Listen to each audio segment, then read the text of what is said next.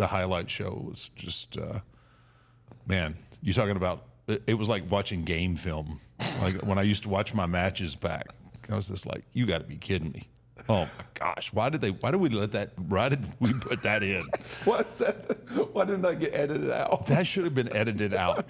We need to, I mean, we're at we've grown. We're in a different place now. So, but some of those early episodes, my goodness, man, they were, so hold on. They were a little rough. Speaking of game film, is that something you did a lot? Did you go back and watch your matches, especially early on? From the time I started all the way through, I'd watch. Really? I'd watch my stuff and pick it apart. And the thing is, though, I always had to watch it by myself. Like for years and years. So you do pay-per-views. The next day you go right into TV, right? No, excuse me. Premium live events. Premium live events. I'm still catching up with the, what the kids are saying today. But they would have the premium live events playing in catering on a monitor, and everybody be watching all that. And I could never sit down and watch my stuff in front of somebody. I don't want to hear somebody like telling me, how good this was, how good that was, because I'm looking for the little things to pick apart, things that I could have done better, the transitions that I should have made. I know what the good stuff is. I need to concentrate on the bad things and where I could make myself better. But that was pretty much my whole career. And you were probably one of those people that not a lot of people are going to come up to you and say, "Man, you probably should have done this." Or they were probably kissing butt more than anything. Oh man, what a spot there, you know. Oh yeah, and I don't need to hear that. I know what I mean. I know what's good and I know what's bad, but I was always like I had to be by myself so that I could focus on, like, man, that was. I wish I would have done this instead of that, and this. Then I could have done this. Yeah. But I did a lot of that from the very beginning all the way through. Well, maybe not so much probably the last couple of years. The last couple of years were kind of me watching like, oh my God, what am I doing in the ring? It's a train wreck. The last couple of years I was basically watching my body become rigid. Yeah. And me losing my flexibility and everything, and just trying to figure out with where I was physically, where I was going to be able to go if I had a match, or if I had to end up getting another match or a big match, like what am I going to do to compensate for the lack of mobility? The mobility is what I was losing. You watch something from 2007 or 08 to 15 or 16, it's like it's a whole different person. I move so much differently, and so then it was more of like, okay, what can I do that's really good? And so it's like you were watching those matches there towards the end, going, I don't need to try that.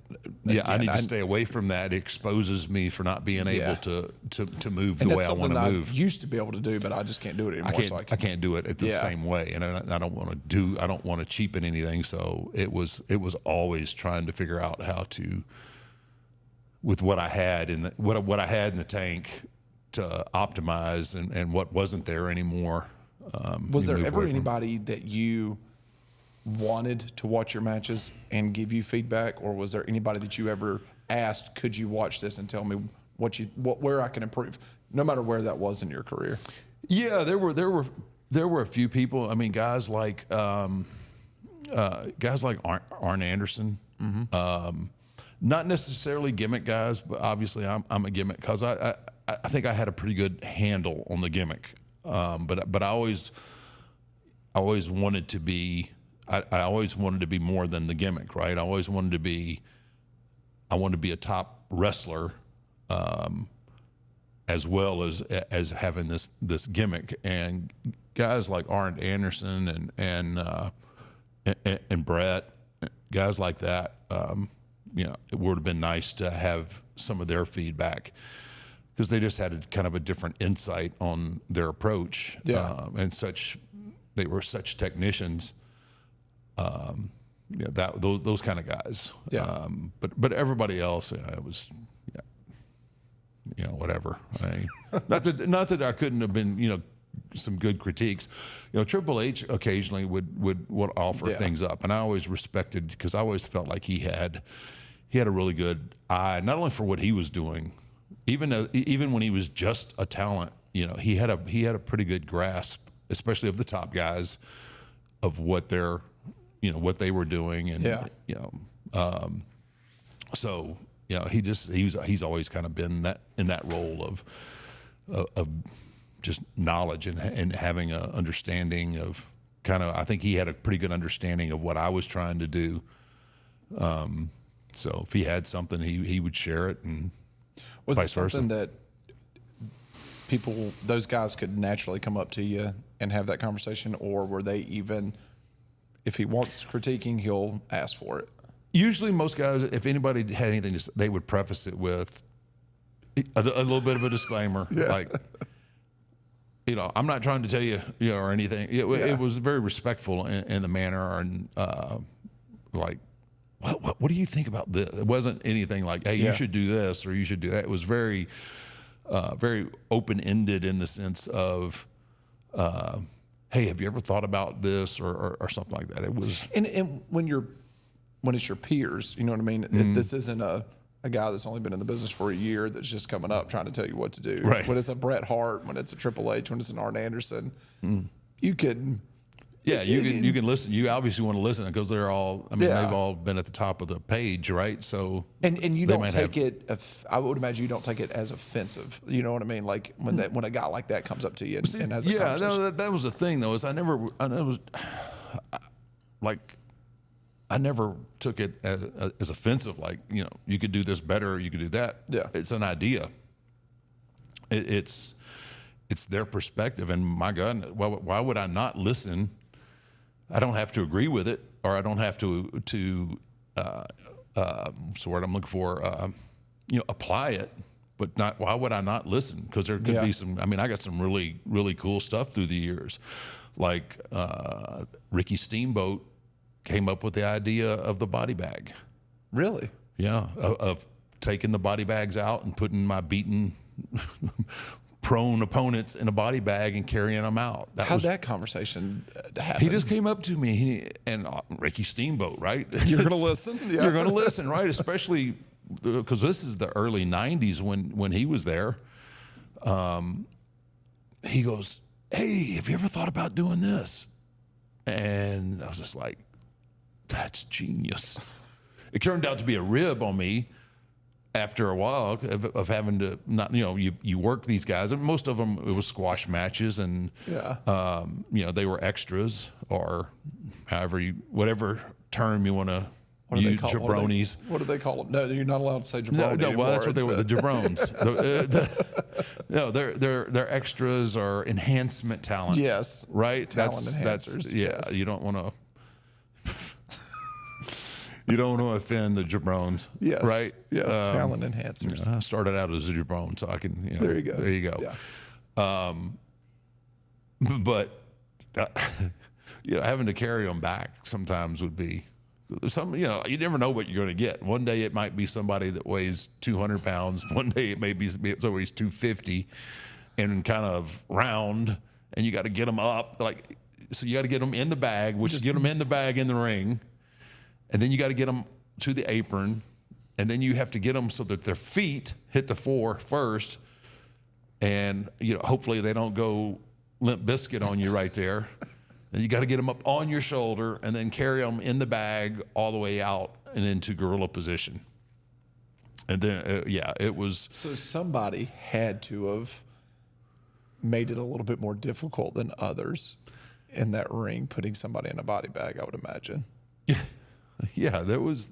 Sometimes you could get them in easily, then other times, and then Paul always had the body bag, so I had to wait on Paul to get into the ring with the body bag. It got to a point where I started ribbing a little bit with these guys because everybody was so over the top nervous, right? So I would bring them back into gorilla. And then I would just stand them up and then just leave. I would leave them in the body bag They're just standing there. And you have to understand, extras are so nervous anyway, right? These guys are trying to just catch somebody's eye, to just show that they have something, that somebody might give them an opportunity. And you're so freaking nervous just being there. And then to be there and get chosen to work is a whole nother deal. And then getting chosen to work with a top guy is a whole nother, ass pucker right there. So it's kind of my way of. And they're standing there. They don't want to add. They don't say anything. Yeah, they don't want to say. Standing there. They're just standing there, right? And then it just become like, how long will they stand there before somebody says something? I had somebody told me, like, this guy, he just was standing there, and finally somebody come and let him out, because I'd put him down and left, right? And then somebody comes back to the dressing room. The guy was just standing there. We finally had to let him out. 2 matches have happened. He was just going to stand there. And then I felt pretty. No, I didn't. It was entertaining. It was a different time then, right? I mean, it was a different time. There wasn't any. There's nothing malicious there. No, there was no. I know. Yeah, No. It was just fun. No. So I can't believe Ricky Steamboat. Yeah, of all people, right? Ricky Steamboat coming up with the body bag. Yeah, that was his. Wow, he was just on AEW the other day. Looks great. I mean, God, he doesn't age really. No, not at all. He got a little snow on the roof, but it's made him look better. I mean, he's just, yeah. Yeah, he's just, what a phenomenal worker he was, and just a good mind for the business, and sweetheart of a guy too. Yeah. And I mean, he, in my opinion, he stole the match of the night there at WrestleMania 3. At WrestleMania, who do you wrestle with? Macho Man. Yeah. I mean, everyone remembers, of course, Hogan and Andre, but. No. That was a great match. Yeah, but the Ricky Steamboat Macho Man match was. Yeah, that was for the I think it was for the Intercontinental Championship. And yeah, it was. Yeah, that was one of those where it was like you and Sean at 25. I feel like those two guys may have looked at each other before that match and went, "Yeah, let's go burn this house down." Yeah, I'm pretty sure of that. Knowing both of them. I mean, that's what you do. If you don't have that in you on that show to go out, and want to steal the show, then you shouldn't be on the card to start with. But anyway, back to watching film and all of that. That's what I was doing to our old episodes. Get a list of your I may as well just preemptively take care of that. But yeah, that seriously, I mean, because Lawler was like a huge deal. Yep. I mean, you've seen him, especially, this is back early 90s, so it wasn't that long removed from the Andy Kaufman stuff and all that, and he was legendary, man. So, and it was like in Kennett, Missouri, so it was one of those little bitty towns that we were talking about before. But yeah, I was like, oh my gosh, man, this is Jerry Lawler. How awesome is this? Yeah, and I'm dressed as a Christmas tree. That's not quite as awesome, but it's cool. Yeah. So you got to look at the positive, right? Exactly. Everybody loves Christmas. So you were the Christmas creature. Yes. How many matches did you? Oh man, that only lasted short runs. Yeah, it only lasted about 2 weeks. Only a season. Yeah, it was only the holiday season. October, he's like jack-o'-lantern. Yeah, thank goodness they didn't call me like Easter and have me like the bunny for like you guys Christmas were story. so close to being like. Your tag team could have been like the holidays or something. The Christmas creature. You're the turkey egg. It could have been, yeah, man. I mean, you could have been Eggman that comes out of the turkey from Thanksgiving. We could have ruined all of them. Oh my gosh! Y'all could have been a holiday tag team here. Yeah, that'd have been terrible. It would have been awful. We wouldn't have been able to get booked. And early on, you definitely had some different characters. I'm gonna name off a couple that I found online here. Okay, we've got Angus King. Yes. Yeah, that was my own name because I was a fan of AC/DC, so it was Angus. Angus, and Angus I had sounded AC/DC cool. playing in the car on the way here. Yeah, and I was just I just made that one up myself. Okay. Yeah. You had Bruiser Mastino. That was one match. That was a joke, actually, on me. Okay. I had a match against Sting in WCW. It was my only match in WCW. And it was against Sting. You wrestled Sting in this guy, did I wrestled Sting. Well, over there, but not as Undertaker. Well, Yeah. ain't my fault. Yeah. See, there you go. Why you starting to start? I'm just, hey, the fans want what they want. Wait, you know what? You can want in one hand and crap in the other. Let's see which one fills You're up not faster. cussing over here. You got the mayor in town. That's right. and yeah. But I'll say this about Sting. He was awesome. You know, I was absolutely nobody. Yeah. It's just a job match.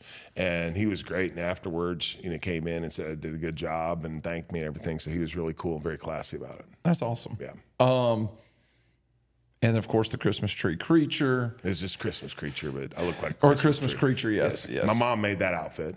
Wow, She did. your mom had My mom made the outfit. I remember that. And it even had integrated lights.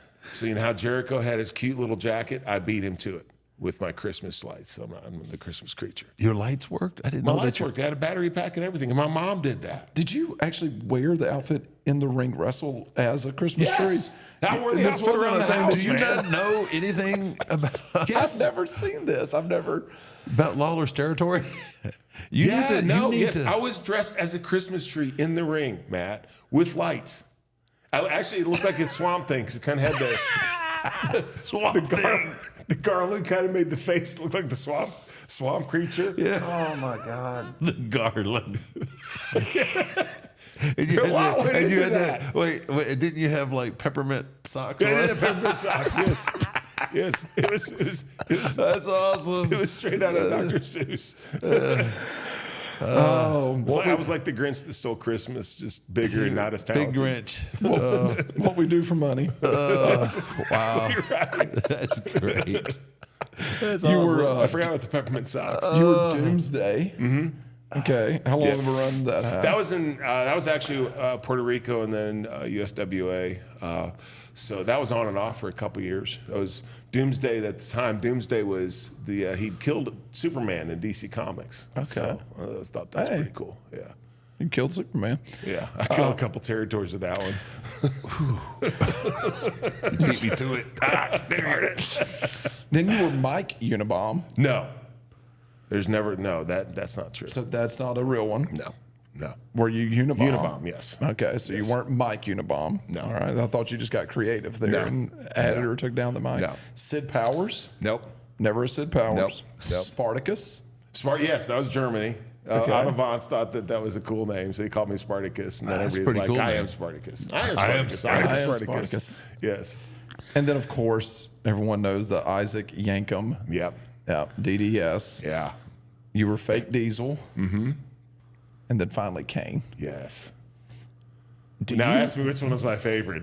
Which one is your favorite? That's a Kane. No, Kane. But if you think about it, your career, you probably went through more tough gimmicks than probably any other professional I wrestler. don't know about that. I mean, Really? Yeah. I had a few that were not. The one thing you have to remember is just starting out, so you just get everything you could. So I don't know that I had. I mean, I had some that weren't great, obviously, but you have I think a Terry Taylor and like the Red Rooster and Right. Fred Ottman and the Yeah. whole Shockmaster thing. So I had my fair share, but I don't know if I had the most or the worst actually. Yeah, well, I will just say though, it's amazing that you were able to go on and take Kane to the levels. Well, I mean, Isaac Yankum. I mean, you're a huge human being, so you already catch people's attention. But Yeah. so Isaac Yankum, and then Fake Diesel. I mean, those are nails in the coffin. That whole Hell in a Cell was all designed for Kane to make his debut. Sean and I were at the point, we had our run, and it just was so good because Triple H and China kept interfering, or whoever kept interfering and saving Sean from me. So they built Hell in a Cell. No one can get in, no one can get out. Well, They didn't know Kane was lurking in the shadows Yeah. because when he jerked that freaking when he walked out, like, and everyone figured out, oh crap, because Paul for weeks had been saying that my brother Kane, Yeah. that I thought had died in a fire as children, was alive, and everybody thought, oh, he's full of crap, and then boom, at the end of that match, I got Sean beat. I got him, all I need to do is cover him, and bam, there's Kane's music and his intro, and dude, was he freaking huge. And before that, now you and Sean just got finished with a 5-star match. Too. Yeah. No, I mean, it was. Y'all just got done with. Yeah. That's a main event match. You guys just.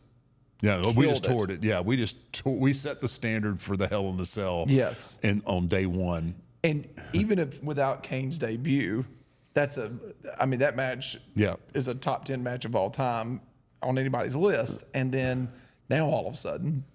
Now you have Kane, or Paul Bearer wasn't lying. He did have my brother who was alive, who he'd kept all these years, and it was just. Was that the greatest debut of a character ever? Ah, man, if it wasn't, I don't know. I'm sitting here trying to think, like the first time seeing a character come out. I mean, like yours was great, but it didn't have all the pyro. It didn't have all the.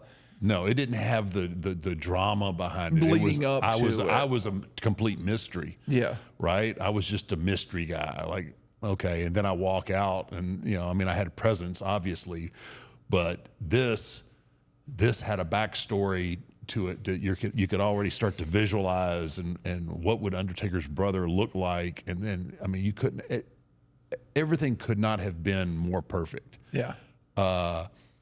Here's somebody that's every bit as big as I am, physically probably bigger when he debuted. I mean, just like, oh my gosh. And then coming face to face, and then it just all made sense. It's like, wow, these guys are brothers. He had long hair then, he had the mask that covered up his burns. It was just so rich and just. And it's hard to find someone that's bigger than you. I mean, Right. he's got about an inch on you, 2 inches. Height. No, I think we're about That the segment same. was brought to you by Bluechew.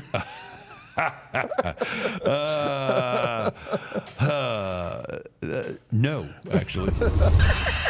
Bluechew is an online service that delivers the same active ingredients as Viagra, Cialis, and Levitra, but at a fraction of the cost and in a chewable form. The process is simple. Sign up, Dennis, at bluechew.com. I will try Consult one of Bluechew. their licensed medical providers, and once Tonight. you're approved, Tonight, you'll buddy. receive your prescription within days. Yeah. I want to try Bluechew it. tablets are made in the USA. Nice. You got to throw that radio Best voice part, on. it's done all online. No awkward conversations. Like this I don't one. think I you enjoy the awkward conversations. Like right now. Yeah. It's You can like take it anytime, day or night. Yeah. And you know what? 6 Feet Under's got a great special for you. Tell We've me got a about special for our listeners. Try Blue Chew free. Ladies and when you gentlemen, use try our Blue Chew promo code free. 6 feet at checkout, just pay $5 6 shipping. feet. That's bluechew.com. Promo code 6 feet to receive your first month free. Visit bluechew.com for more details and important safety information. And we thank Blue Chew for sponsoring this podcast and the Godwins. Just take the blue chew and let's hit the road. I've had like 4 of them. We're about the same height. Y'all are about the same height? Yeah, Yeah. but I think when he debuted, he was probably 15, 20 pounds heavier than me. Yeah. Muscle. I mean, he was just. I mean, he walks out there and he gets in the ring and you just look at it and you go, dude. Because Undertaker's a big guy. Yeah. Right? And this dude is like, he's like 1.5 of me thick, right? Yeah. And he's just. And it's, they were standing there looking at eyeball to eyeball, and it was just everything in that worked. It was really the first time that you ever saw something different from a stone-faced killer from me. Like, Yeah. I'd always had that death stare. No matter if I was hurt or what, it was always, you had that menacing, dominant look. and then you have me face to face with this bewildered look on my face that people obviously could pick up on and understood exactly without commentating. No commentary was really needed. You understood what was happening here, that I had just come face to face with someone that I thought was dead and gone. And maybe the first time we ever saw fear on the Undertaker's face as well. Yeah, probably. It was a look that no one had obviously never seen from me. It was obviously it was all in the expression of my face and how I reacted to him, and the reaction. I don't think there's anybody else that I would have. When his pyro went off, when he was already in the ring, after we had the face-to-face, and then he set his pyro off, I don't think there's anybody else that I would have reacted to that was going to distract me, because when he turned around, he nailed me, ended up tombstoning me. Just everything was just spot on for that debut. I can't think of a better debut. I can't either. Especially bringing out a character brand new for the character. brand new character for the first time. Impactful. I mean, there was just it was such an impactful debut, and I just, man, it's good times. Good times. Man. And once again, you guys went on to tell a story for, 25 years. Yeah. Really. But that first year, was there ever talks that we're gonna tell this story of being against each other, but was there ever talks early on that we're gonna eventually come together and we're eventually gonna be a tag team? No, never. Early on, they were just bringing him in for an opponent for me to beat.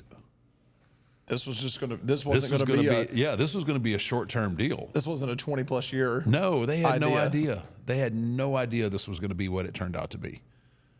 They were bringing him in to be a win for me, and it turned into something just a little bit bigger. It surprises me that this is going to be and I'll call it a one and done. Maybe it's going to be a 3-match program or something they wanted to put together. For that type of build-up, for that type of intro, somebody had to be sitting there thinking. Well, that was, as I recall, I needed an opponent, and that was going to be Kane, and then obviously he comes in this incredible shape, because. He had a couple of other opportunities. I don't even know if you can call those opportunities. Yeah, they kind of pigeonholed him in some bad that's some characters. horrible, fake Diesel and Isaac Yankem. I mean, that's not doing anybody any favors. You're not carrying the title as Isaac Yankem. You're not doing anything as Isaac Yankem or fake Diesel. It was horrible. And I mean, that's just another testament to Glenn and his desire to be something special in this business, because after two gimmicks like that being put on you, to me, I'm like, geez, I don't think they got much planned for me. I might need to call Japan or somewhere and go somewhere where they're going to appreciate me. But then, once we had that reaction, and it was just like, it was like throwing gas on the fire. Yeah. It no pun intended. But did you know, standing in that ring looking at him? I knew we had something special. Yeah. There was no doubt in my mind that this was going to be far bigger than what anybody thought it was going to be. Yeah. It was one of those rare moments. Like, without us ever we had touched. Obviously, I'd gone down and worked with him in Tennessee when he was Unabomb, and like I was high on him anyway. And what year was that? Oh gosh, it was years before that. And I was like, man, this guy, you guys really need to take a look at this. This guy can go. And he was big and he was athletic. You were with WWE at that point when you went down to work with him as Unabomb? I believe Cornette was running that territory at the time. I don't know if it was Smoky Mountain. I don't know if it was called Smoky Mountain or not, but it was Cornette was running it, and we went down, just me and Paul, and worked with Glenn and placed the Knoxville Civic Center, brother. They were sold out, hanging from the rafters. It was, man. It was packed. And, man, I worked with him, and I was like, I got back. I was like, dude. You got to figure something out. We got to figure out something for this guy. He's just, one, he's an incredible human being. Yeah. Which you always want those kind of people to be successful. And two, he's a viable threat for anybody on the roster. Yeah. Put in the right situations, obviously. It's hard to get that size and that athleticism. And the human being. Yeah. You had the total package. Y'all ride together a lot. Well, For a while there we did. Yeah. yeah. I think it's probably the more interesting because our trips with Paul Bear were far more interesting than our trips because, it was kind of quiet, really. We just kind of sat in our own peace. But Paul, he would just get so blowed up and mad at you for the littlest things. Like when we get Canterbury in here, I get him to tell the story about stopping for food in a different place. Oh my gosh! Yes. So it sounds like Paul was very particular about the restaurant he wanted to go to. Yeah. I mean, where everything. we stayed, where we ate, what time we left, and what time we left in the morning to go to the airport. If you weren't on his schedule, it was going to be quiet in the car. He got so mad at me once. Because I don't even know the story, but I'm already laughing because I'm sure I have the same one. We had flown into L.A. We have a show in Anaheim at the Pond. Paul would always want to go to this Mexican restaurant in Anaheim right next to the arena. And Go ahead and give him a plug. What it was El Torito, I think. El It's a Torito. small chain out in Anaheim. California. And so I'm like, yeah, man, that's cool. I'm going to borrow the car. I'm going to go to the gym, and then we'll run over there and hit it before the show. Traffic was terrible, so I was late getting back in LA, and then we can't go to the That's the restaurant. kiss of death right there. But He wouldn't talk to me for like 3 days. He was so mad. I wouldn't even talk to me. It was a little uncomfortable. So so then we were in like Salt Lake City at the end of the loop. And it was actually the Godwins. And we went out to a nice steakhouse, and I bought everyone's dinner. And then Paul thought I was the greatest person in the entire world, and he started talking to me again. I actually preferred when he didn't talk to me more, though. But in any case, it was always food. Like If he was upset with you on any of that stuff, would he retaliate in the ring somehow? Would he ever do anything just? no, not if he was legit hot. Yeah. Like if he's legit hot, you just got to ride the quiet storm out. I don't know. Did you ever let anybody in the car with you? Scotty Too Hot, he used to sit in the back seat because he wasn't old enough to drive. Because he wasn't old enough to drive. Yeah. Did He you wasn't old enough. get that? He was like 23 years old, so he couldn't drive the rental car. you got to be 25. Yeah. Did you get that okayed by Pooh Bear? Yeah, I think actually he was the one that okayed it first. Oh, okay. Because I tell you what, if I put somebody in the car without telling him, Oh man. I mean, the ultimate creature of habit. That's just This is what I'm he riding was. with. This is where we're going. This is what what time we have to be here. This is where we're staying. Everything had to be by the book. And if there any deviation, oh my gosh, yes. So there's no just going down the road. Oh, let's go check this place out. None of that. No, I'll tell you. Unless it's the George Jones Museum. Oh, Yeah, I think he loved him some Yes, George that Jones. was okay. He carried. I've said this on the show before. He carried 8x10s in his Halliburton briefcase for years, just by chance that we might run into George Jones in an airport somewhere or somewhere. He carried 8x10s. I'm talking about like 5 or 6 8x10s of George Jones, the possum. That was his guy, and he just, man, if he'd have ever run into him. I think eventually he ended up meeting him. I think he did. Through somebody. Then he ended up becoming. I guess they became friends by the end. But oh my goodness, I would get on George. Like George Jones would come on the radio, just by chance. When they still played George Jones on the radio, it would come on. And I could see him over there driving. His head would by, and I'd turn the station. He wouldn't say a word. He'd be so mad. You could see his blood, the redness would just engulf his big head. And he would be so mad. And yeah, I would put it on whatever, the most obnoxious thing I could put it on, you know. I'm banging on the head. And he just. I'd hear him tell the Hepners later on, that damn Wendy changed my music. Driver always picks who listens to the music. Driver gets to pick the music. Driver gets to pick the music. Yeah. Yeah, he also had these rules that only he knew. Yeah. And only He made them up. Yeah. Sometimes as he went, probably. exactly. Yes, they would change depending on the circumstance. But yes, driver picked the music, except if he wasn't driving.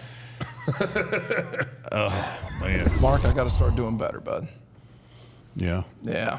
I got to start doing better. I got to start exercising. I got to start eating better. I just got to start making some changes in my life. I keep saying this. How long we going to talk about it? It's been almost a year, but I got to do something different. Yeah. Yeah, but I'm gonna this holiday season, I'm gonna do better. You're going to do better in I'm the gonna do holiday better. season. I'm gonna do better during the You're going holidays. to pick the holidays to do better. It seems like a good time. Okay, hey, This brother, time, hey. it's better than ever. It's right. better than ever. All right. And Magic Spoon's gonna help me. I'm gonna just eat Magic Spoon from sun up to sundown. I think that's what's gonna do it. Our friends over there, they've got great product. You keep it in your house. You don't let your kids eat it. No. You're No, just my eating it kid- by no, yourself No, I at hide night. it. No, I hide it because they would eat it, and they can get away with eating regular cereal. But And everybody knows about the cereal, but not everybody knows about the treats here, man. the treats, Magic Spoon. They turned their popular cereal into high protein treats that are light, crispy, and taste just like those classic crunchy cereal bars. see, I'd have to hide those because actually, my kids don't like milk. Well, one of my kids doesn't like milk, Yeah. so she'd eat that up quick. Oh, yeah. So it's just Magic Spoon's brand new treats are delicious and have already become the favorite for an after gym snack, pre-workout, all of those. Yeah, I don't know how they make it taste so good without zero sugars, 4 net carbs, and loaded with protein, Yeah. and it tastes good. It actually tastes good. Yeah, like I don't. And I think that's the one thing about it. When people see this stuff, they go, "Oh, it's probably going to taste like the box that it came in." Right. But No, in you're all pleasantly reality, surprised. You're pleasantly surprised. Absolutely. How they do that? Not mine. I have no idea, but they Is do that it. the magic part? That's the magic part. That's the magic part. Every serving of Magic Spoon cereal has 13 grams of protein, 0 grams of sugar, and 4 grams of net carbs, so you can feel good about what you're eating. The most popular flavors are fruity and cocoa. There's so many more, though, and Magic Spoon's brand new treats are crispy, crunchy, airy, and easy way to get 12 grams of protein on the go. And for the first time ever, Magic Spoon treats are available in grocery stores with delicious flavors like marshmallow and chocolatey peanut butter. That's got your name written all over Bro, it, we brother. ran through these. What? You got a mouse in your pocket?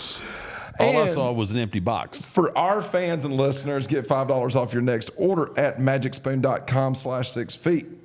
Or look for Magic Spoon on Amazon or in your nearest grocery store.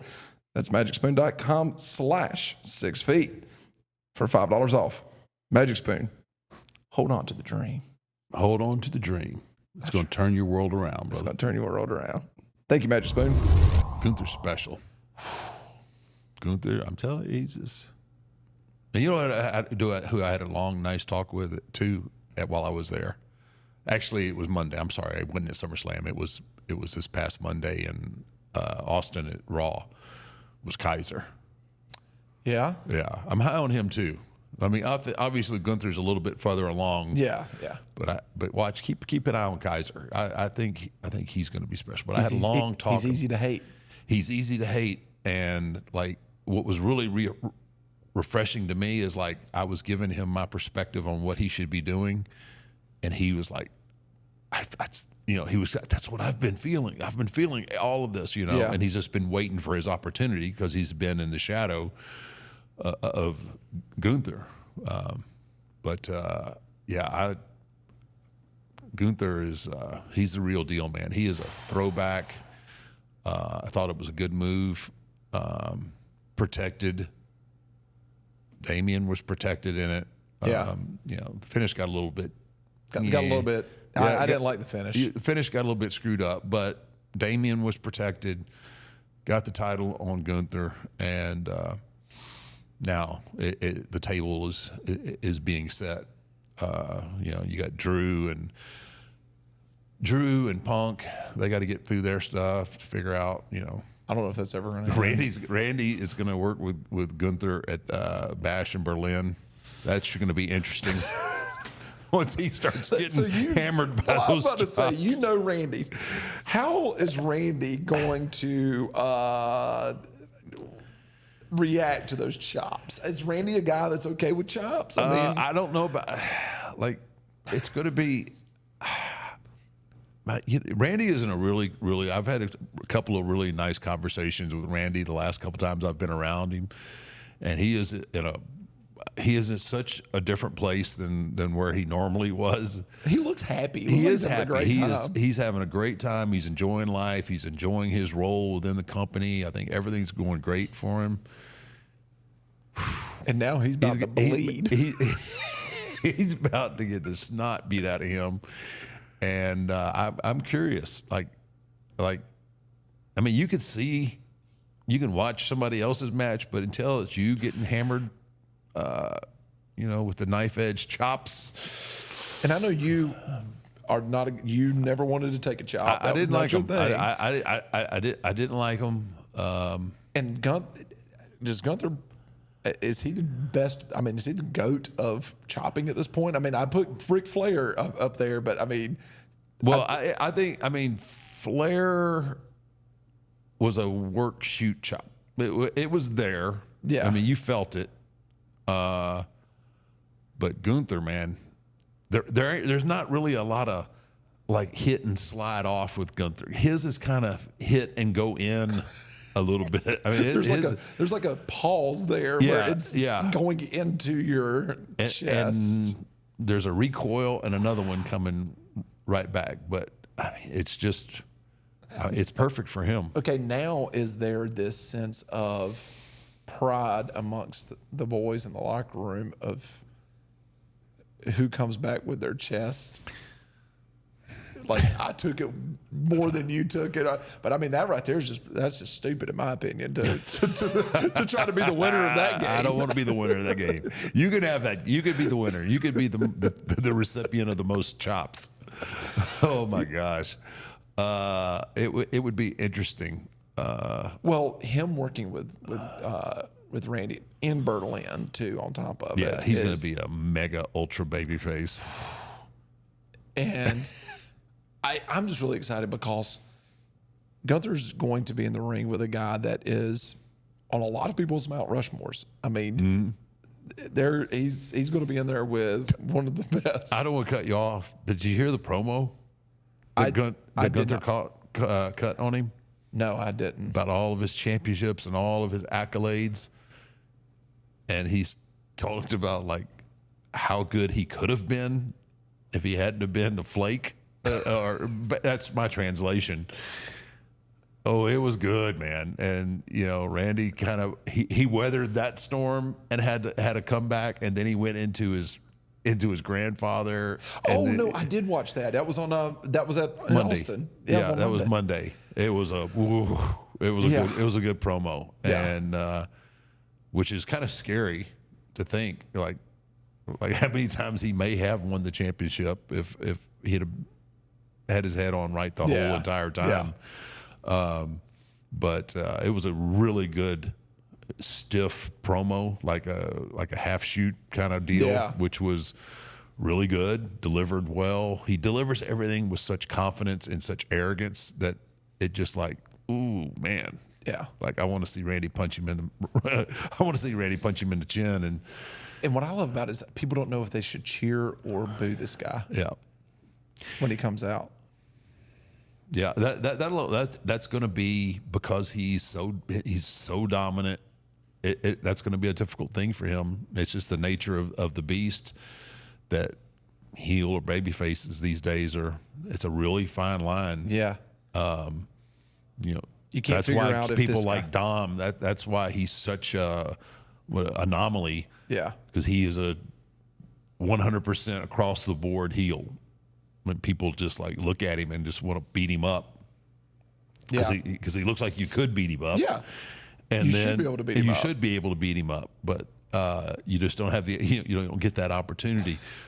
Gunther, on the other hand, is he's a tough guy. He is a tough guy and carries himself in a manner, right? So it's going to be challenging to keep him a heel.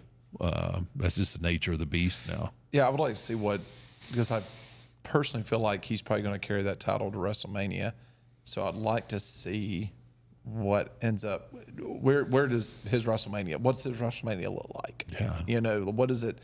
I would guess Punk, maybe. Everybody's healthy. I think it has to be, to be honest with you. I think it makes sense for it to be Punk, but Drew McIntyre's got a lot to say about that too. Yeah. And Well, that's what they're fighting for right now. They're Yeah. fighting to see who is going to come out. What are we? We're in August now. Yeah. August, September, October, November, December. so, I mean, we got when it comes to another big premium live event, I guess the next big one would be Survivor Series. Yeah, And then that'll you be got the War Rumble. Games, though. I think they're Yeah. doing War Games there. But And then you got Rumble, and then you got WrestleMania. So I feel like he's probably going to carry that title all the way to Mania if I was a betting man. If I was a Yeah. betting man. And so I wonder what those two nights are going to look like for him. I personally think if it's with Punk, night one main event probably. If I can no read telling the where the writing on bloodline is going to be. That's the whole thing. If I'm reading the writing on the wall, I feel like there's going to be something with the bloodline, maybe that main event second night. But I feel like Gunther's going to be probably the main event of night one against more than likely Punk. Maybe. Do you believe that the Brothers of Destruction should be in the Hall of Fame as a tag team? Yes, I do. Yeah. Yeah, I do. I mean, I think that the niche that they carved out was as important as any other tag team. And I think that the Attitude Era to me was the best and most impactful time for WWE, and the Brothers of Destruction were a huge part of that. So yeah, I would think so. Okay. I think so too. Oh, do you really? Last time you didn't think that. Now you think that. That is a lie if I've ever Why heard would you think lie. they shouldn't be? First of all, He didn't think our that- resume was our resume. Our resume is good enough. What? Don't listen to that man over there. First of all, he left you in a burning freaking building. Hey, we Alright? made up for that. Yeah, it's fine. I mean, it's fine. It's not that big of a deal. I mean, look water at me under the now. bridge, Yeah, we fire. made up. Yeah. He had a pretty damn good career because of it. Yeah, Y'all made It up turned out pretty okay. quick. It only took about a year for y'all to all of a sudden reconcile over this whole, There's a lot of back Carried a little grudge. Yeah. if this the brothers' relationship of you leaving your brother behind to die, if that went to wrestler's court, what would Oh, they'd give him a medal. Pretty sure. give him a medal in wrestler's court? Wrestler's court was a little harsh. Yeah. It ain't for the Not faint. only are you innocent, here's your medal for doing it. Good job. Not for Great job. not for the faint of heart, Yeah, man. No. Don't come up with any of that Gaga babyface stuff. Yeah. you know. No, nothing. That nothing ain't gonna happen. Nothing soft. Nothing soft coming in there. Well, I think the Brothers of Destruction do deserve to be in the Hall of Fame, and that's what I've always said. That's Mark was you were on the fence about it. Was not. You said, well, we're both already in the Hall of Fame. It's really not that big of a deal. Did I say it like that? Kind of in that voice. Yeah. I don't think I did, but I'm pretty sure I didn't. But how did I wait? You said I don't know. We all have single careers. I guess we don't need to be hogging up everything. that's essentially what, That's what I said in layman's terms, yeah. in layman's terms. Yeah. I don't believe I said that. You said y'all both had a great, y'all were both in the Hall of Fame. It's not that big of a deal if you don't get in the It Hall would of be a Fame. much bigger deal if either one of us were in the Hall of Fame. Yeah, then it would be a huge deal. But yeah.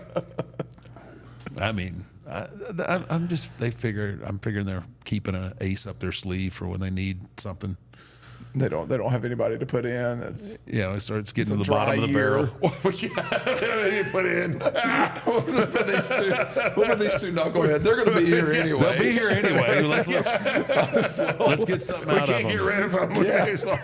We're going to Throw save 'em some in money. there. We'll save money on a ticket and lodging. They're already coming out coming. anyway. What the hell? It's the holiday season. Mm-hmm.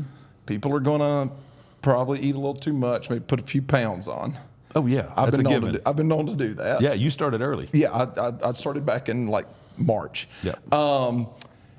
But when it comes to this time of the year, you don't have to be terrible. You can still work out. You can still try to get that workout in. Mm-hmm. Something that's going to help you, give you a little bit of motivation, is that first Phorm ignition. That right there, buddy. That'll get you off the couch. That'll get you off the couch. And that will get you in the gym. Yep. And this is definitely bulking season. It's definitely bulking season. So yeah, you got to use stuff. You have to use stuff like ignition to get you going, man. And first Phorm, man, they hit it right on the mark with this.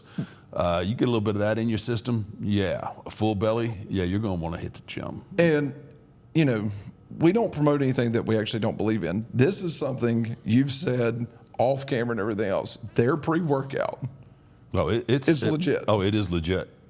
There are many times where I have to go in deep because I don't feel like training. I don't have to anymore if I don't want to.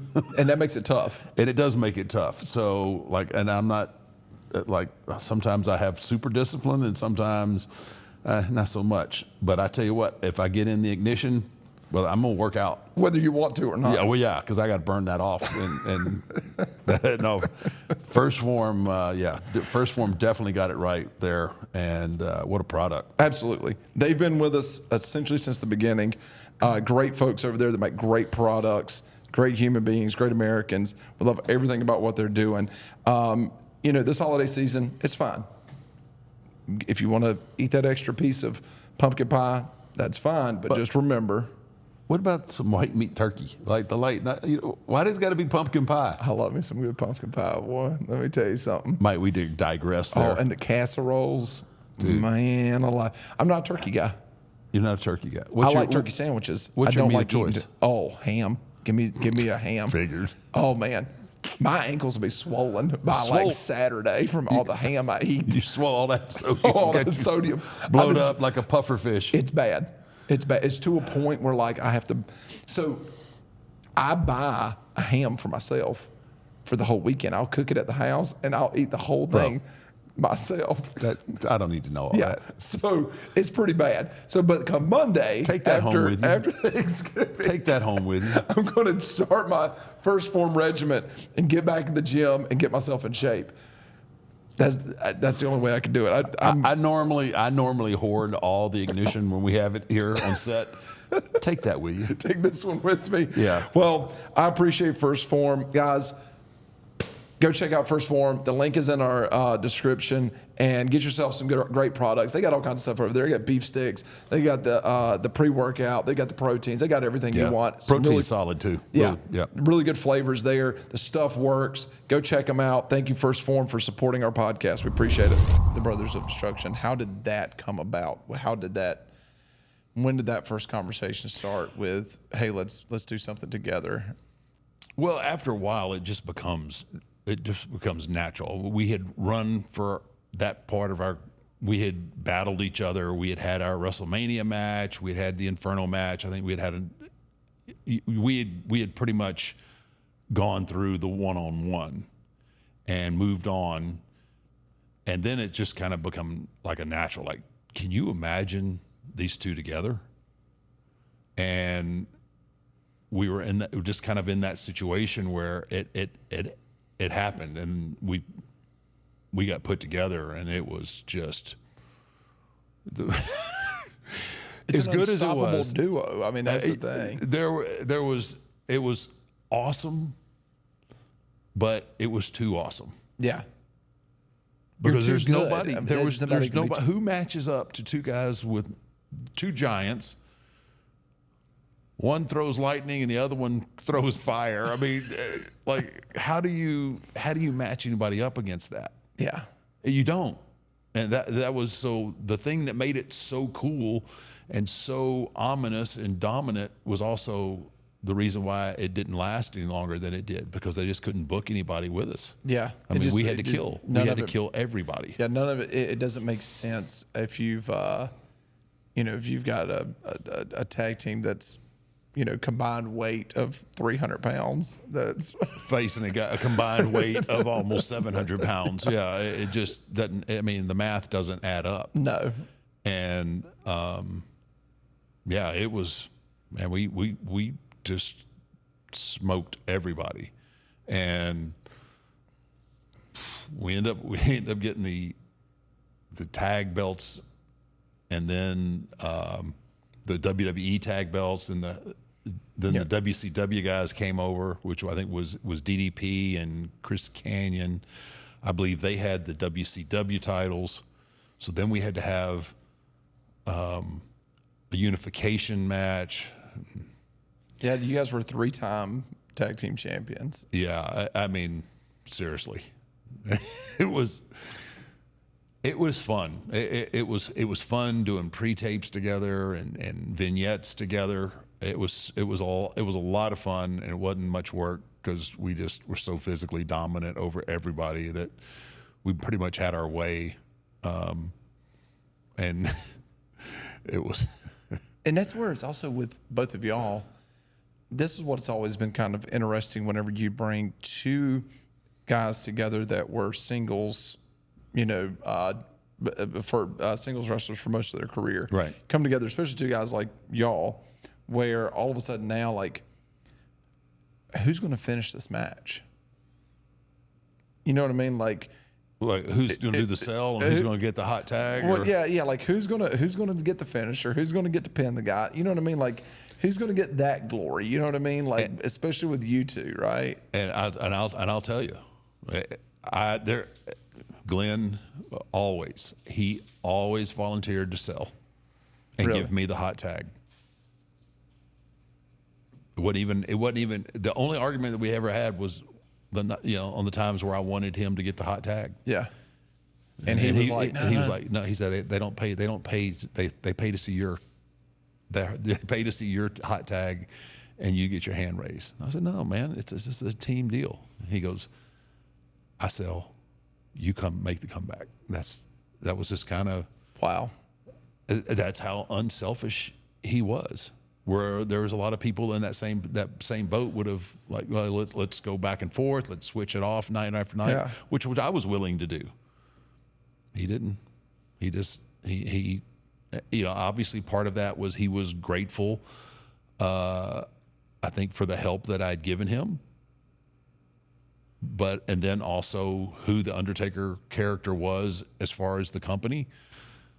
But he was a workhorse, dude, and his ego was always on a shelf somewhere, and whatever was best for business, that's what he did, and he did it great.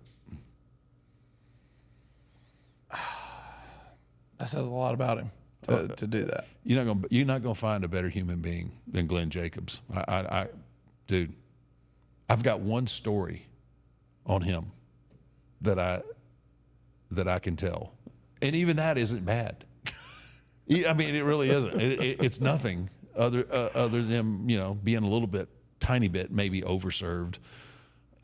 But one night in over 25 years.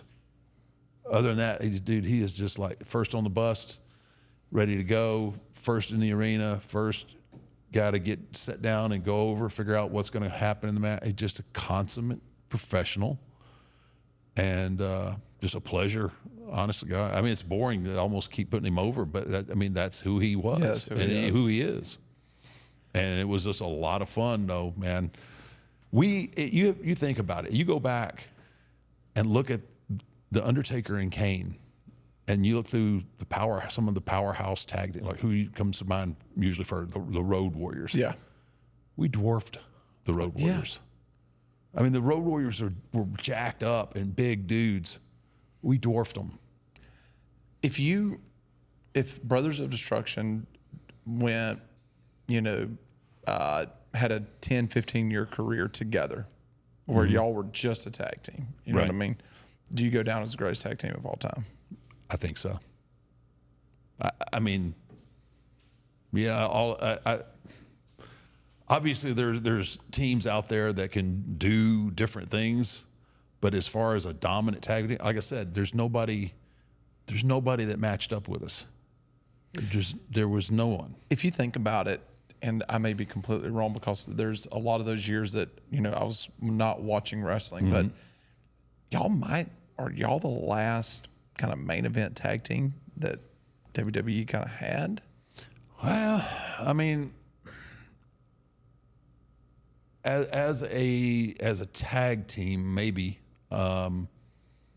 We had, they did some judicious booking there in the Attitude era where they would create tag teams just to kind of take it easier on the top guys. Yeah, I mean, like you've had The Rock and Austin and Stone Cold like, working against. But I mean, you guys could headline a pay-per-view. Yeah, though. I think so. Yeah, and that's what I think. The problem was finding opponents. Well, I was about to say, the biggest problem there is who are you going to wrestle? Yeah, on that main if event. we weren't wrestling a Stone Cold and a Rock, and yeah, I mean, they're not going to stand much of a chance. It's just the way it is. And it would have been fun, though, to see y'all as a tag team wrestling the likes of, like, the Road Warriors, right? Like, during their prime. Oh, yeah. That would have been fun. And even, like, a Demolition, that would have been fun to because those guys could go as well. Steiners. Oh, yeah. Those would have been great. But there are still, I mean, even all those guys, y'all are twice their size, it seems like. I mean, from what I'm thinking about, in my head right now, they're all, you're just much bigger than them. And you're watching that match and you're going, how's this team ever going to do anything? You have to suspend your sense of reality for a while. It is what it is. But that was, like, again, that's what made it so cool, was that these guys are such beasts. They defied logic because we were obviously a lot bigger than your normal person. Like, and when y'all got together, did you go, man, I know 100% this ain't gonna last long. Like, I know that this is gonna be a short run. I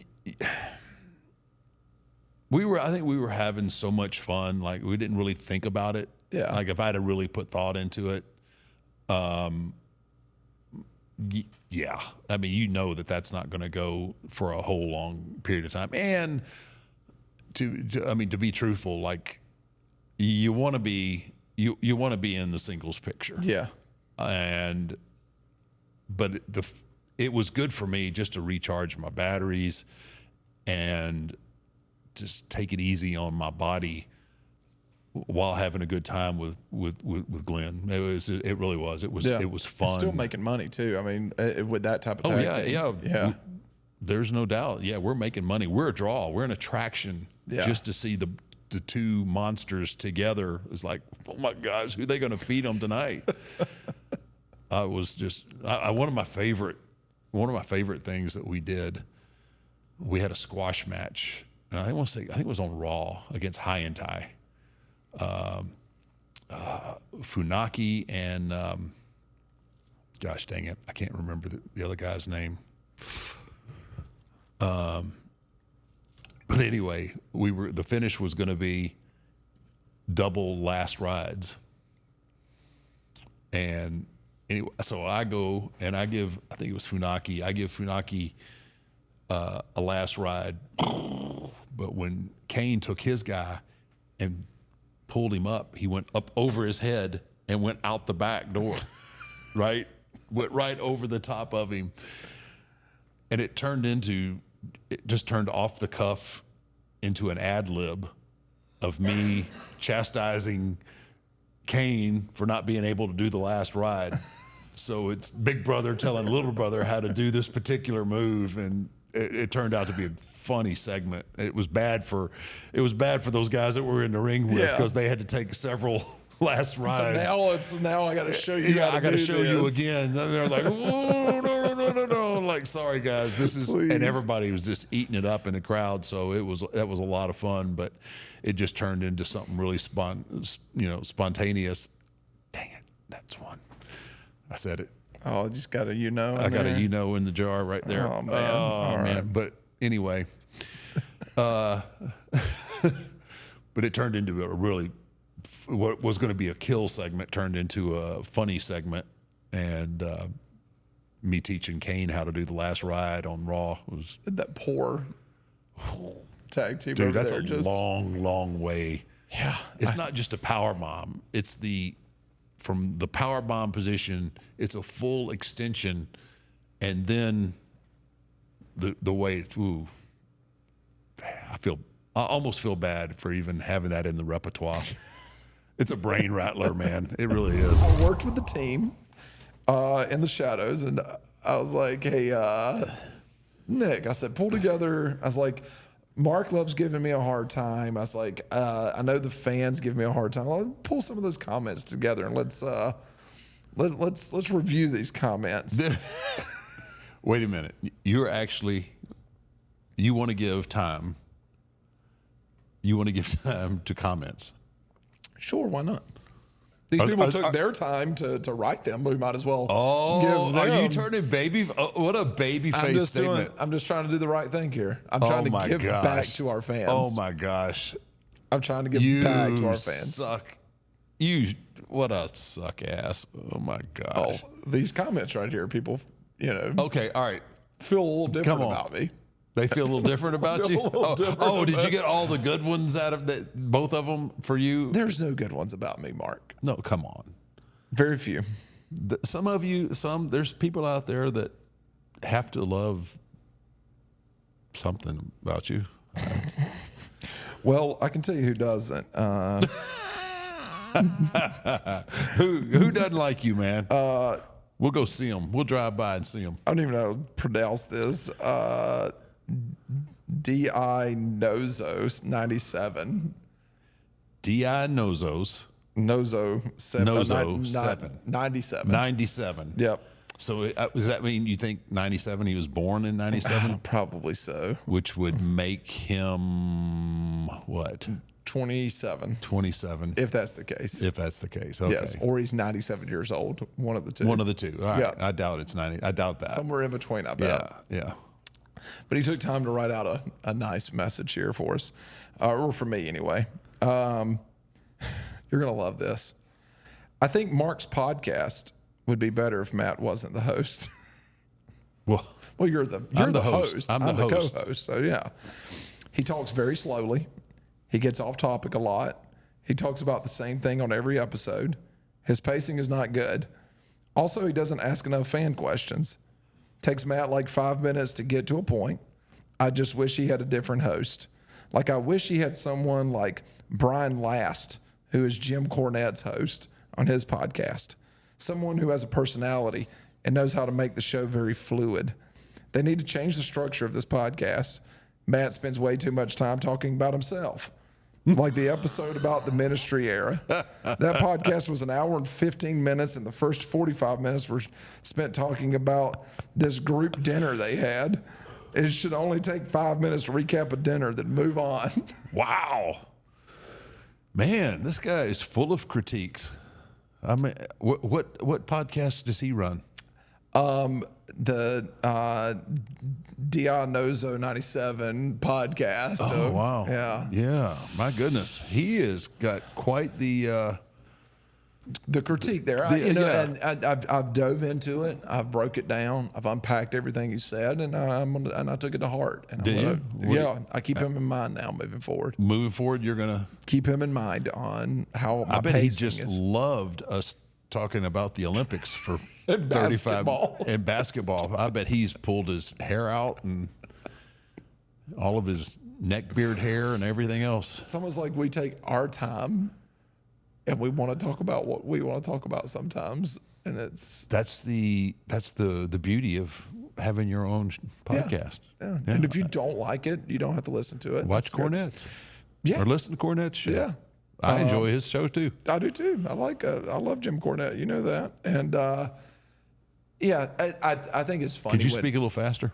Well, that's the thing. You know, when people make fun of like the way I talk and how slow I talk and all that stuff and my accent, you got to find something different. That's been I've been made fun of for 41 years for this accent. Basic training was not fun in the military for me. With me talking, I was Forrest Gump. I was Gump.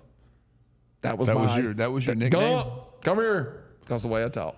So, and the funny thing was, I was dating a girl named Jenny. Jenny. Yep.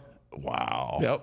How perfect. And my battle buddy was a black guy, Old Little. So, yeah, it was the movies. Tom Hanks stole your story. He did. He just stole it about 6 years earlier. But yeah, so if you want to make fun of me, if you want to write a negative comment about me, and you want it's to one actually, thing. Wait. It's one thing if I make fun of you. Yeah. That's humor. Yeah. That's just mean. Are your feelings hurt? No, I want them to please write negative comments. I hope so if we get You don't mean that. No, if we get 300,000 people to watch an episode, I would love nothing more than 300,000 people to write a negative comment. Oh, I see what you're doing there, right? Good press, bad press. It's all press, right? I got you. It's all about that algorithm. The algorithm. The more of the comments we get, the better it is for the show. Oh. The more it gets put in front of people. Should we be more entertaining then? We should be. That part, yes. I should be. You're perfect. It's because I have such passion for what we do, Matt. Yeah. So doubles 75-33 wrote. Doubles, 75, 33. 33. I'm still mentally scarred by Matt wearing flip-flops during the Mark Henry episode. Oh, You're going to agree with that one. That other jackass, You can't get behind what he says. I can't get behind him, but the flip-flops, dude, that's Not your thing, huh? I don't like looking around and seeing toe cheese. I'm just saying. There ain't no cheese between Go those ahead. two. Go ahead. Let Doubles do his thing. So, I mean, he doesn't like my flip-flops. That's okay. That's okay. I like my flip-flops. I don't need everybody else. One World Order 33. One world. Wait, that's all we get out of the flip flop. You want to go? You just want to get past the flip flops. Oh no, there's more about that. I mean, even if you want to stay on that, Jay McCauley 143 said, "Matt, next time do the podcast barefoot. I dare you." I would lose my shit. I'm just telling I know you. you would. I'm telling you right now. You show up barefoot, I'm gonna wreck this set, and I'm gonna use you as the hammer. I'm just saying. Oh yeah. Well, It's one thing. I don't go barefoot. I'm not a barefoot guy. That's just straight up hippie. Yeah, I'm not going barefoot. All right. I love my flip flops, but I'm not going barefoot. So I'm sorry, Jay McCauley, but I'm not going to go barefoot. It's not going to happen. No. So One World Order 33. I don't know why anybody would make that their World Order. their name. So I'm not gonna, I don't take to heart anybody that says anything like this. But I mean, this one's pretty rough on me. I can't stand Matt. That's just how he opens up. Wow. First thing out. Right I out the can't gate. stand Matt. Can't stand Matt. His voice, his presence, and his comments just annoy me all the way to my DNA. But I guess if Taker likes him, he must be an okay guy.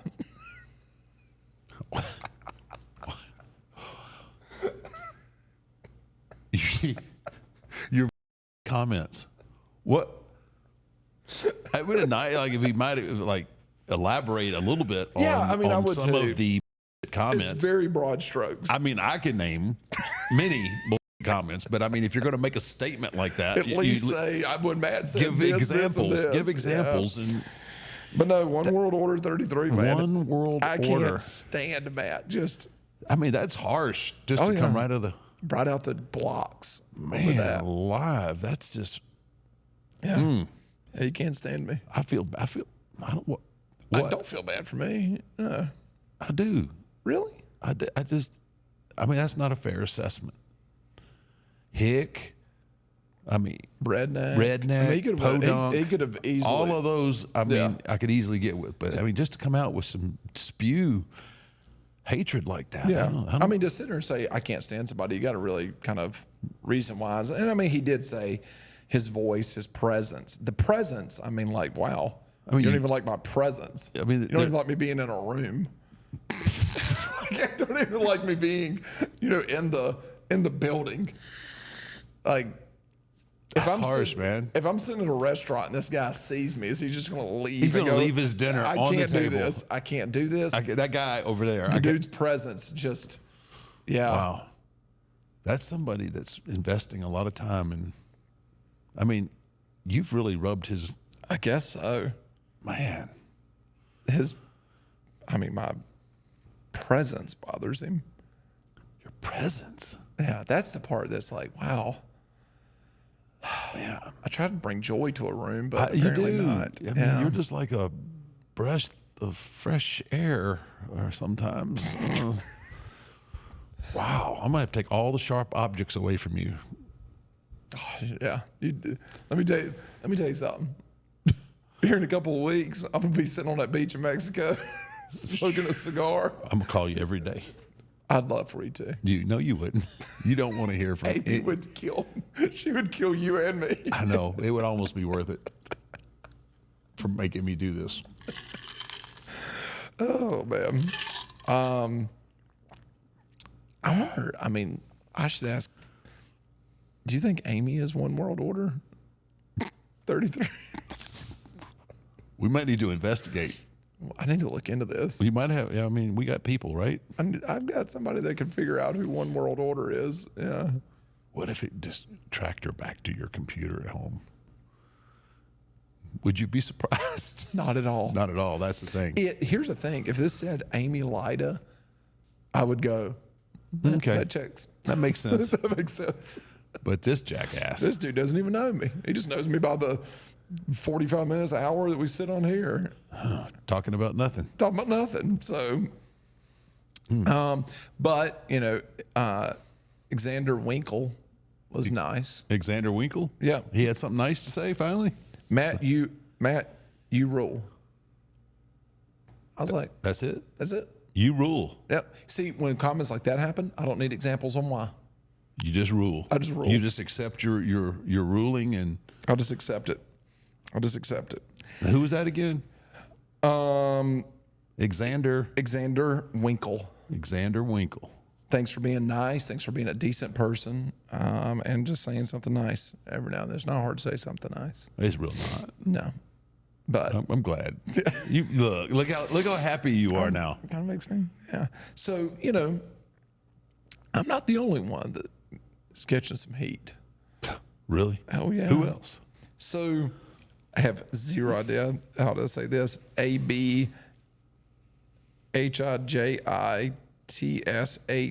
ABHIJITSHEHRI. Can you say it? I don't even waste the time. Alphabet. Alphabet. Alphabet wrote this. Am I the only one who feels kind of bad for Matt? It always feels like guest and taker for whatever episode gang up and kind of bully Matt. Like the sandals, the broken ribs. Respectfully, without Matt, there's no 6 Feet Under podcast. Oh my God. Like Taker never says anything nice about him. Wait a minute. There was that one show. Hang on. There's that one. You remember that time? This is when Nick would splice in the clip of you being nice to me, and not a clip pops up. No. There is a clip. There is? It was early on, Early on. like back when we were in the gym. Oh, yeah. Well, I don't remember those days very well. Oh yeah, man! I used to light you up with just comments. Really nice stuff? Oh yeah. Man, people have to go to Patreon to be able to go see that. We put the nice stuff of you behind the paywall. I'm not nice. I'm nice. You're nice. I'm a nice guy, man. You're the nicest guy that I know. Hey, who invited you? I mean, really, seriously. Like, Oh, you're a very nice guy. yeah. Yeah. Thank you. This is a gimmick. I know it. I know that whenever you're mean to me on the show, it's just a gimmick. That's all it is. Right. We're living a gimmick. That's all it is. You're just trying to, Like when we go you're hunting, trying to impress people. When we go hunting, or we'd go play golf, or it's a thing. I'm nice, right? Yeah, Pretty much. for the most part. Yeah. Man, sometimes I'm a little grumpy. I'm a little grumpy. It's sometimes. That's early mornings on those Yeah, nights. I warm up as it gets later in the day. I get nicer. It gets later. You get back to the lodge, get you a nap in, and then I'm a whole new person. You're a whole new person. Yeah. Come time for dinner, you're rocking and rolling.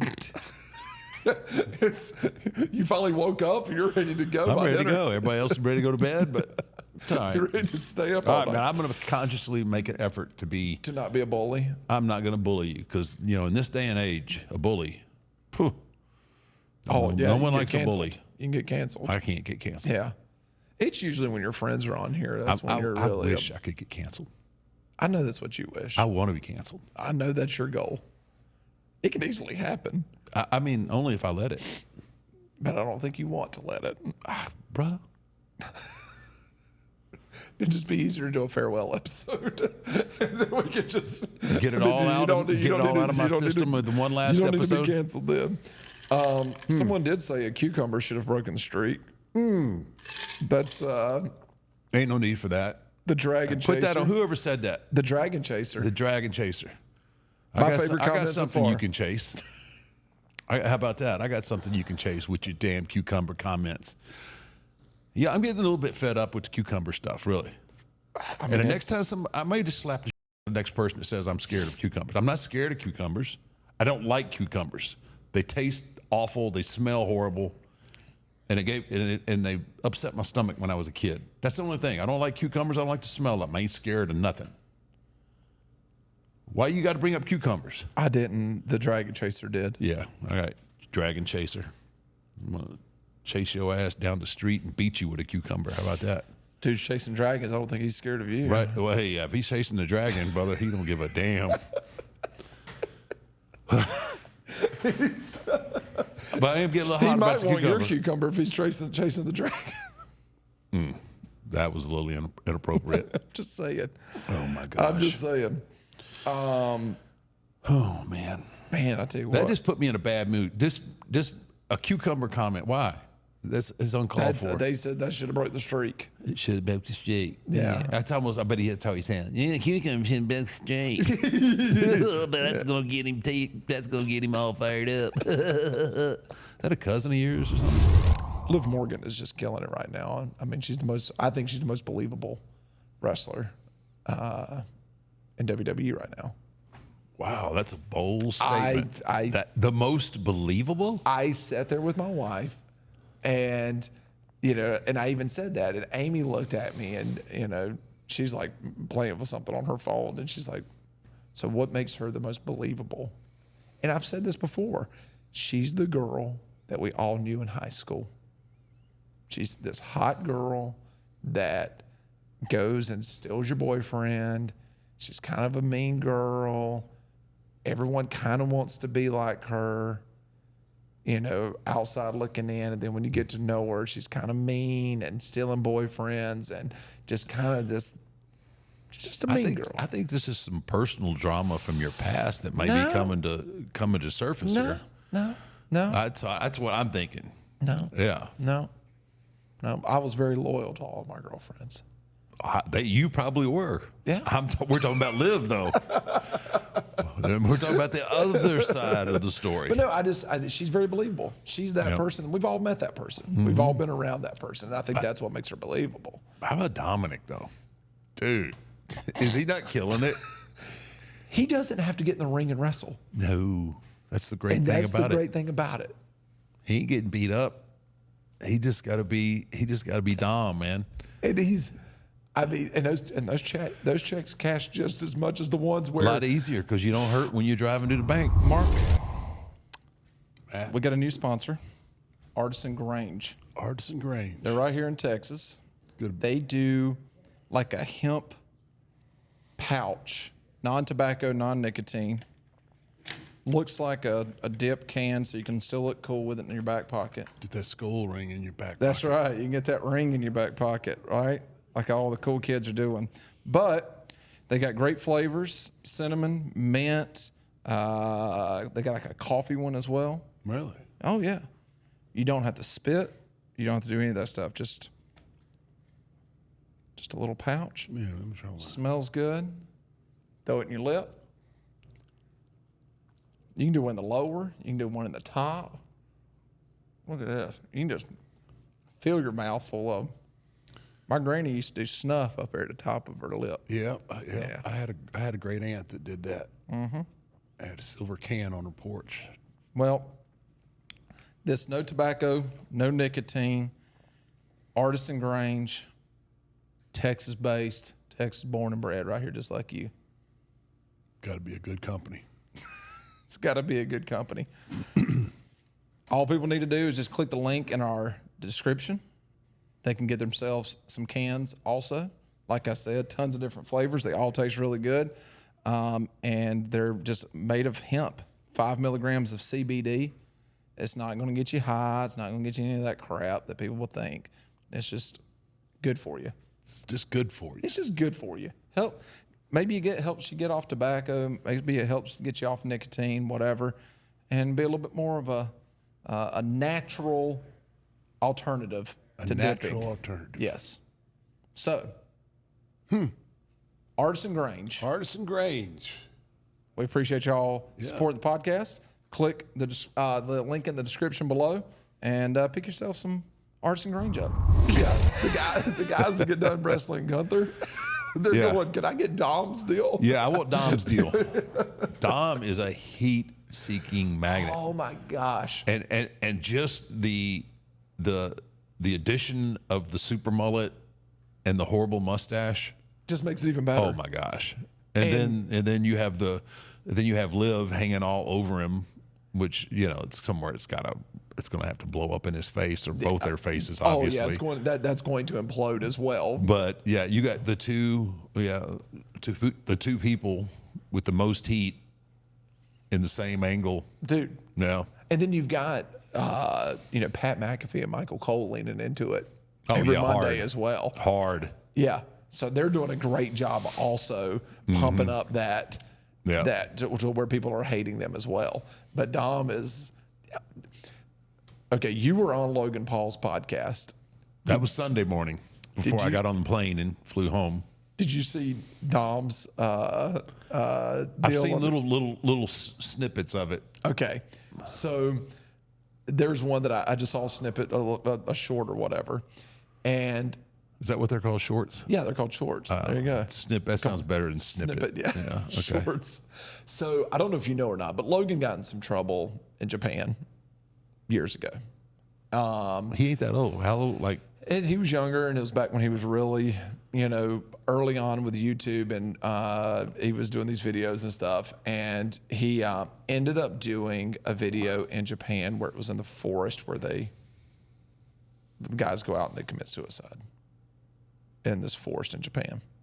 this one particular forest Yeah, in Japan. people will That's go- where people go kill themselves. People will go and hang themselves and stuff. It's like a thing.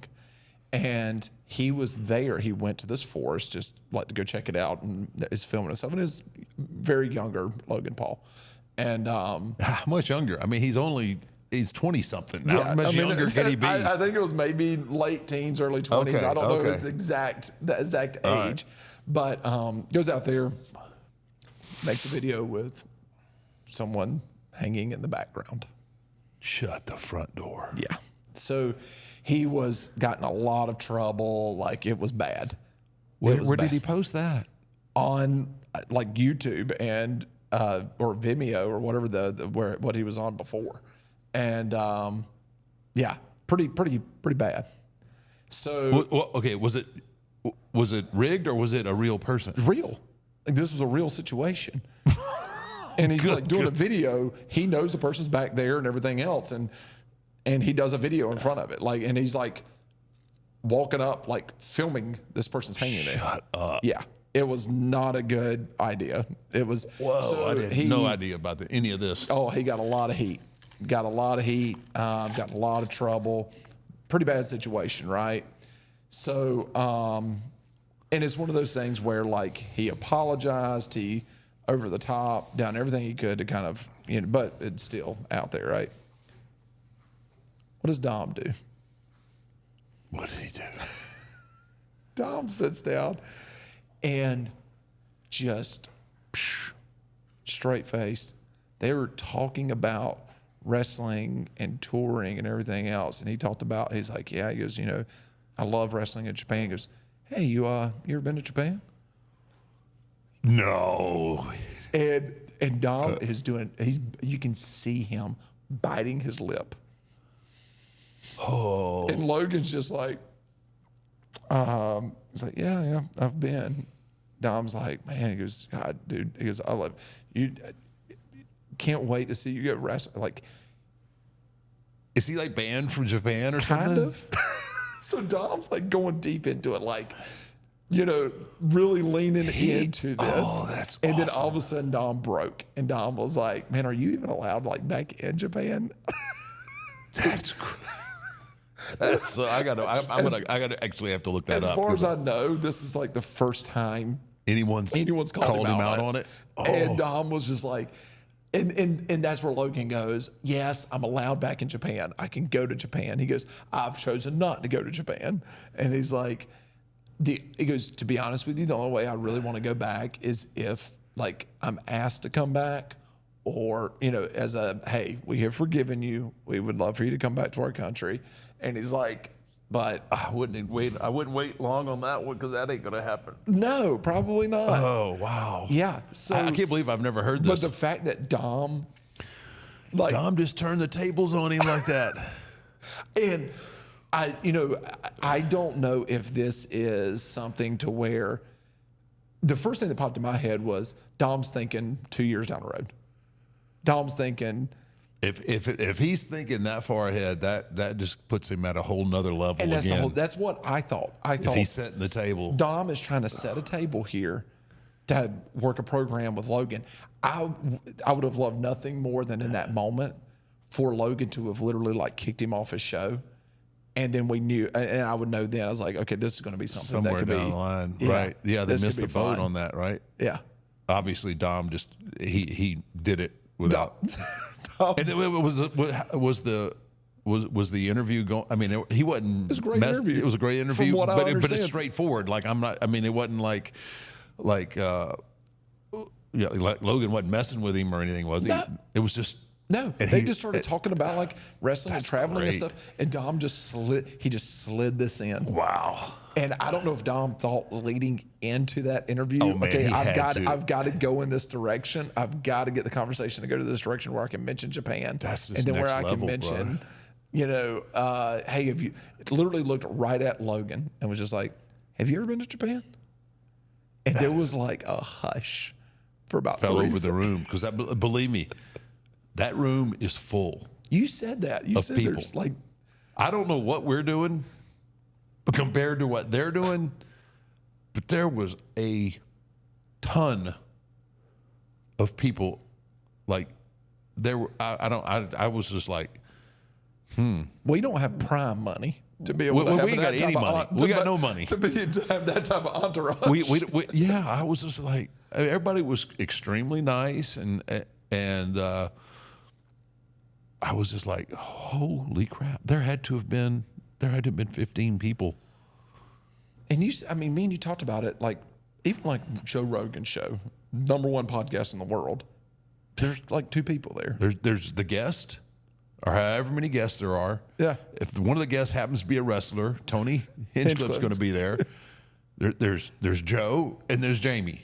Yeah. Ain't nobody else.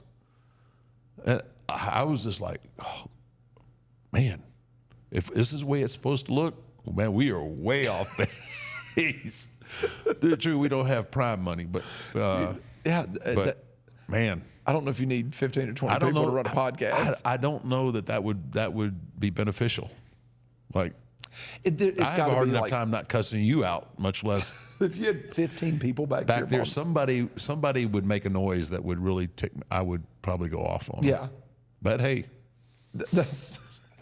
that's good for him. But you need to go. You need to go. I'm Watch going to watch Dom. that. Yeah, you and gotta watch I Dom. got to watch, especially. It just made me love Dom even more. Where I was like, for him to be willing to go on that show and call that out That's to awesome, him man. is next level in my opinion. Wow. From what I understand, like there's been a lot of people that he's had on the show that he's ended up working with. Is that?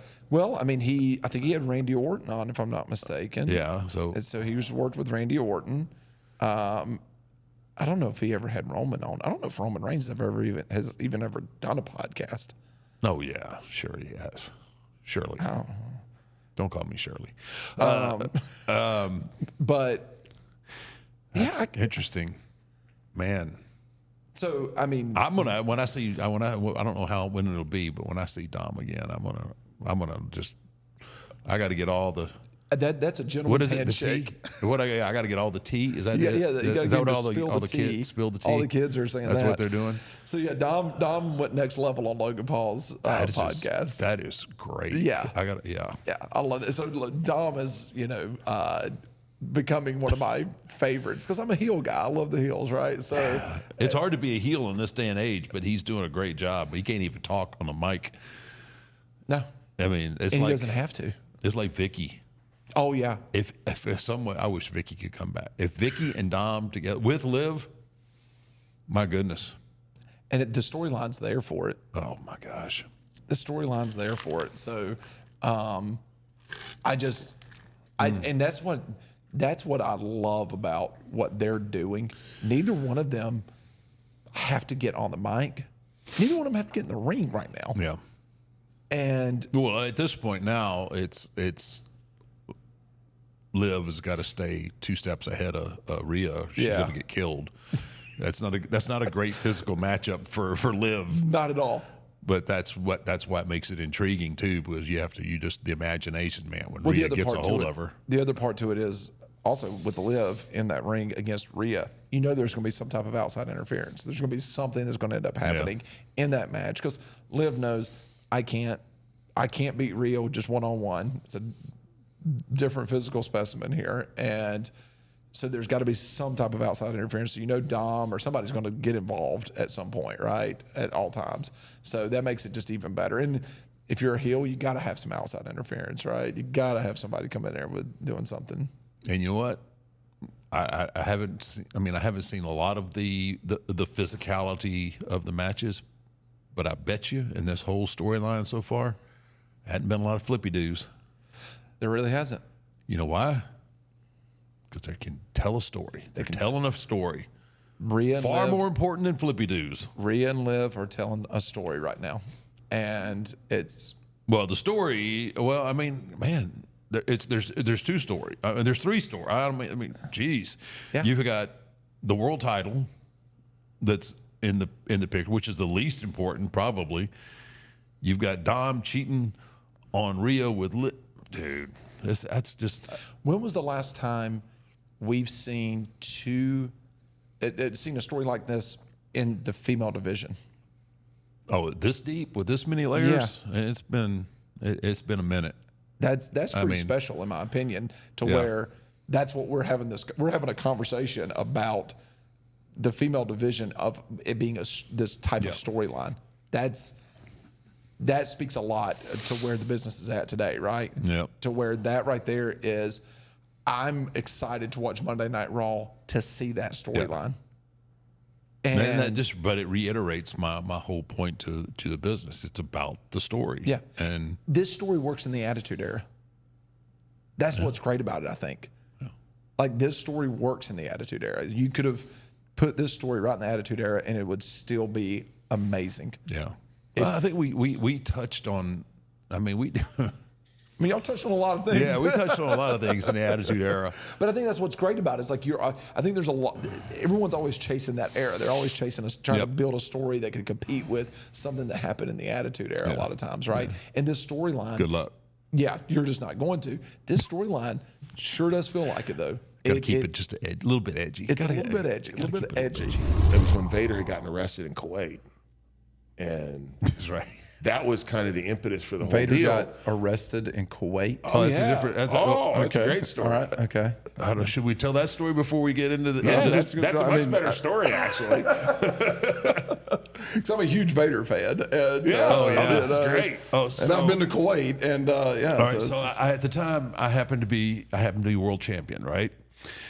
So we're in Kuwait. I think we had been to India. We'd been to a bunch of different places, but we're in Kuwait, and we're basically doing the equivalent of one of the morning shows here, like Good Morning America, whatever, right?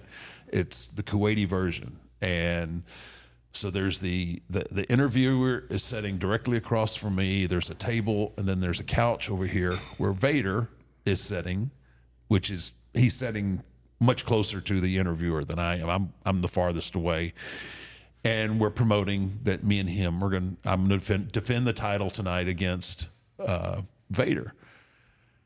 And so we're doing our regular spiel, and I'm not saying a whole lot, but I'm saying just enough to stay in character and promote and everything else. And then the guy asked the question. He just couldn't help himself. He just had to ask, like, well, isn't it fake? oh my God. Yeah. Yeah. Now, so I'm sitting, I'm about like this. I'm sitting like this. I've got the belt sitting in my lap like this. I've got my hat, my shades on, and I'm just sitting there.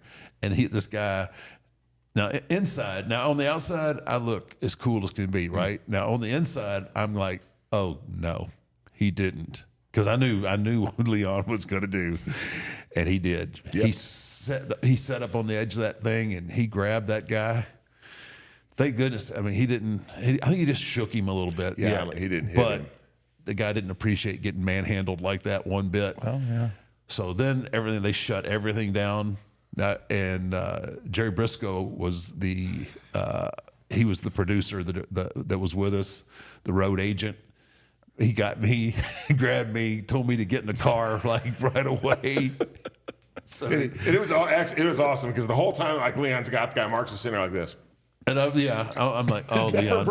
I never broke character. I'm like, oh, Leon. I'm thinking in my head, like, oh, Leon, please let him go.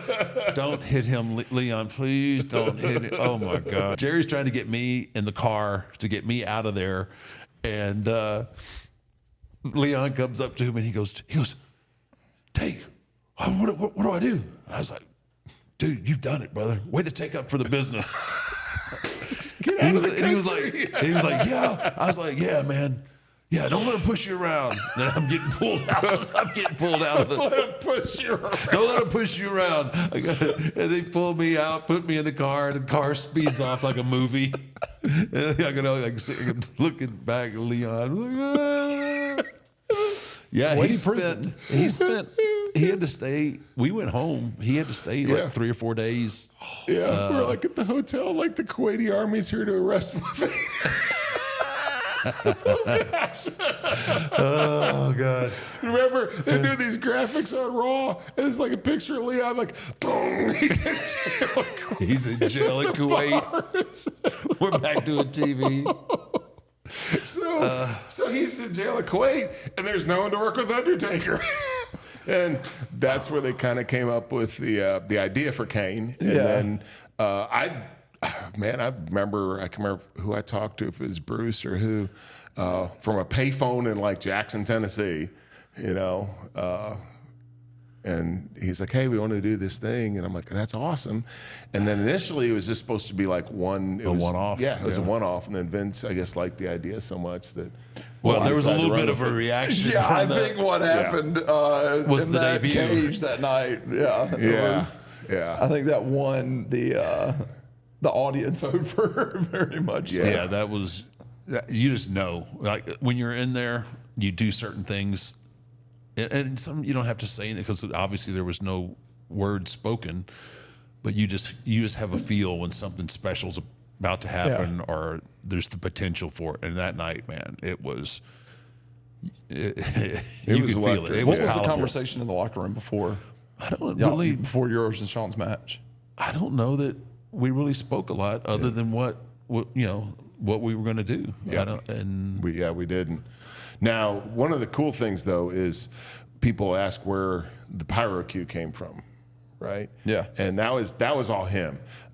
He's like everything. Kane is the opposite of Undertaker. So at the time he would go out, and this is before you almost got your face burnt off the one time, but he would go out and lift the lights, and there'd be a concussion and flame projectors on the corners of the ring. And he's like, why don't you do the opposite? So it was up and then down and then boom and all there that you go. stuff. Yeah, So that was all his idea. And I think, but we walked through it, and that was really about it. I don't think we talked about it. I think our biggest concern was the door, making sure the door he was going to rip the door off. Yeah. That was the biggest concern. And then when you're out there and you're in it and we're face to face, you can just feel the buzz. And Because at that point, you've got a Hall of Fame career kind of already in the sack, in my opinion. And so for you though, that was. Dad had a Hall of Shame career up until that point, so You did have a Hall of Shame. But this has got to be for you walking out there like, holy crap! Oh yeah, this is what I've been chasing. Well, it was awesome, but then it was also like, why'd those guys have to have such good match too? It's like, and this is, it was a big deal. What WWE I think had done really well is they planted the seeds for Kane, but then they went away from it, and so you forget. You forgot, And right? you get lost in the match, right? Because at that point, Sean and I had a really long history, and we'd been involved in this angle for such a long time. And like you said, we just planted some seeds along the way, a couple of promos from Paul Bearer, but you get lost in that match, and Undertaker finally getting his hands on Shawn Michaels without any chance of interference and what's going to happen, and exactly what was supposed to happen was happening. I was beating him, to an inch of his life, and then I messed it up. he just screwed the whole thing up. Yeah. So In a good way. yeah, in a very good way. It changed the hands of time. But man, I was like, good Lord, these guys are having one of the greatest matches ever, and I'm gonna go out there and just mess the whole thing up. That was my something. biggest concern. The door's not going to come off. Yes. Oh gosh.